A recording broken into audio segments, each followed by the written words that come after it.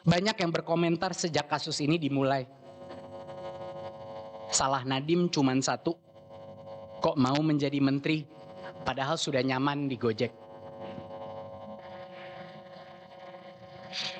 Inilah yang menjadi misi hidup saya, menyadarkan setiap orang atas potensi di dalam dirinya.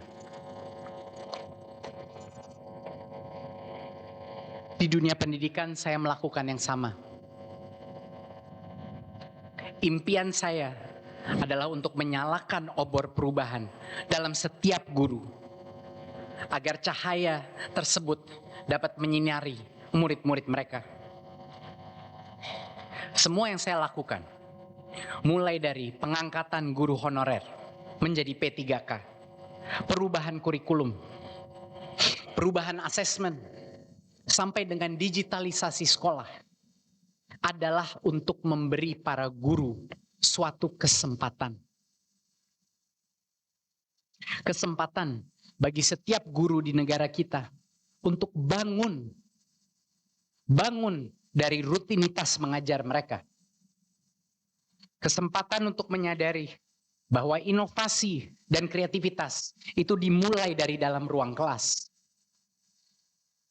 Kesempatan bagi para guru untuk mengembangkan dirinya tanpa batas fisik dan menyadari betul kekuatan yang ada di tangannya. Saya sedih sekali mendengar fitnah bahwa saya tidak pernah berkunjung ke daerah sebagai menteri. Padahal saya sering sekali ke daerah. Tetapi saya tidak pernah bawa rombongan media. Saya tidak mengunjungi kepala daerah atau membawa rombongan DPR sehingga masuk berita. Saya ke daerah dengan satu tujuan, berdiskusi dengan guru dan kepala sekolah. Kita duduk bersama di berbagai pelosok di Indonesia, membahas tantangan yang mereka hadapi, menanyakan kebutuhan mereka, dan mencatat kritik-kritik mereka. Saya Mendikbud pertama yang menginap di rumah guru di kampung-kampung, bahkan menginap di perpustakaan di tengah hutan hanya untuk melihat sekolah rimba dengan mata saya langsung. Dari interaksi ini, saya melihat potensi yang luar biasa dari guru-guru kita yang jarang dilihat banyak pemimpin. Saya menyadari kalau mereka diberikan sedikit saja kemerdekaan, kalau mereka diberikan sedikit saja sarana pembelajaran, kalau mereka diberikan sedikit saja kesejahteraan, mereka bisa menggerakkan satu negara dari dalam ruang kelas mereka.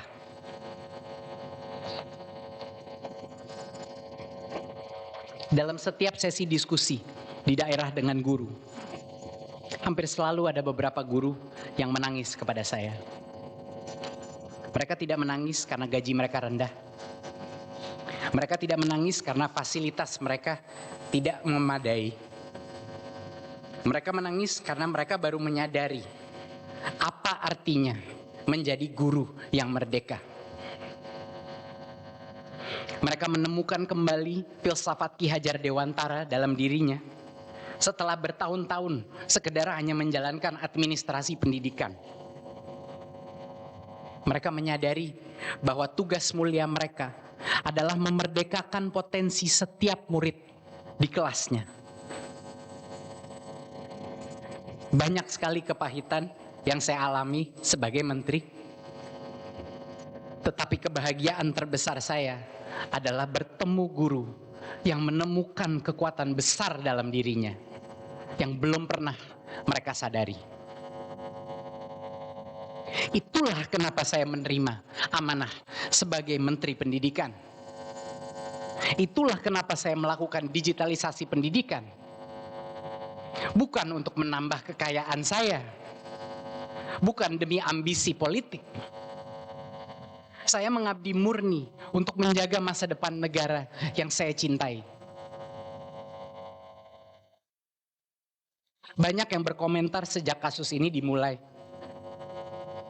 Salah Nadiem cuman satu, kok mau menjadi menteri padahal sudah nyaman di Gojek.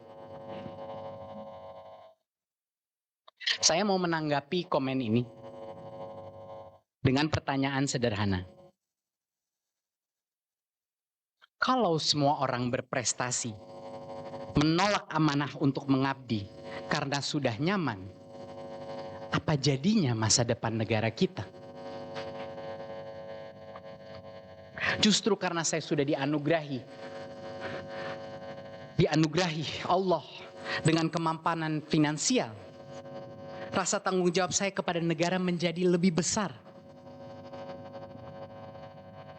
Itulah mengapa saya mempertaruhkan segala-galanya. Keuangan saya, reputasi saya, ketenangan hati saya dan keluarga saya untuk mengabdi kepada negara. Kesempatan mencari uang akan selalu ada di hidup saya. Tetapi kesempatan melakukan lompatan besar untuk generasi penerus bangsa hanya akan datang sekali dalam hidup. Saya harap di kemudian hari anak-anak saya akan menonton pledoi ini dan meyakini bahwa ayahnya tidak pernah menyesal mengabdi kepada negara.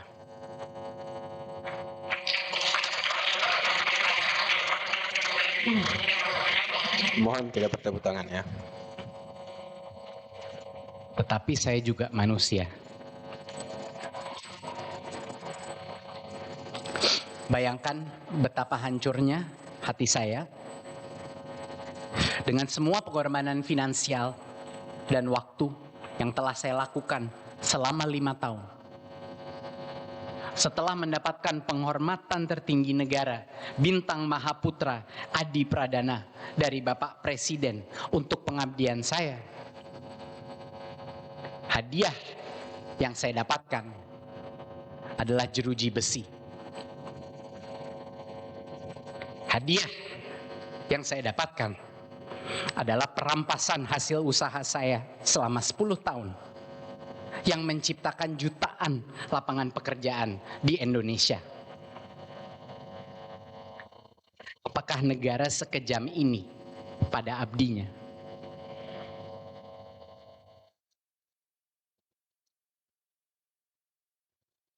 Saat saya menerima amanah menjadi menteri, saya berharap saya bisa memotivasi anak-anak muda lainnya untuk mengabdi kepada negara.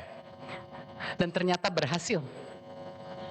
Ratusan anak muda mulai bergabung di pemerintah, mengorbankan gaji besar mereka untuk mengabdi. Tetapi dengan adanya gelombang kriminalisasi yang terjadi, arus pengabdian ini dapat berputar balik 180 derajat dalam sekejap. Profesional muda ketakutan bahwa mereka akan menjadi korban berikutnya. Satu generasi menahan napas, menunggu keputusan majelis, menunggu konfirmasi apakah kebenaran masih berarti di negara tercinta kita.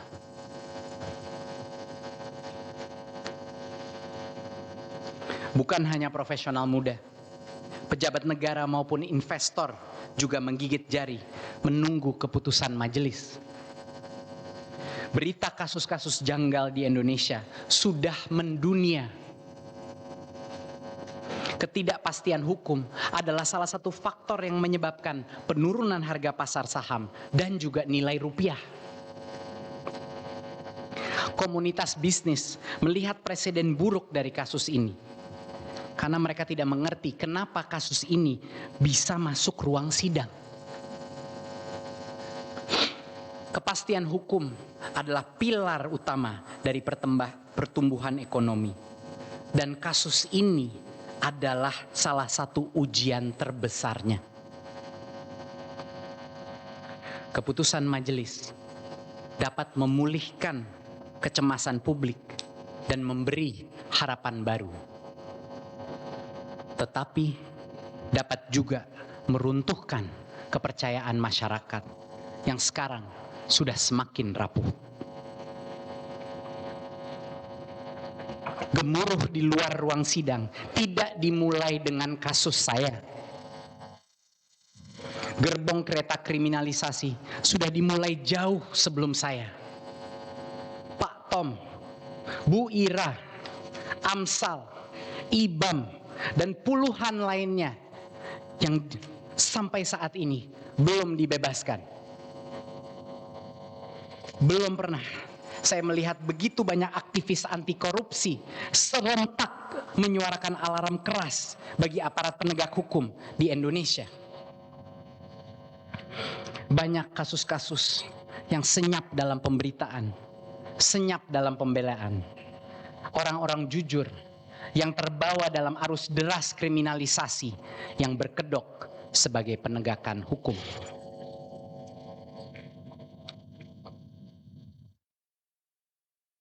Di dalam rumah tahanan,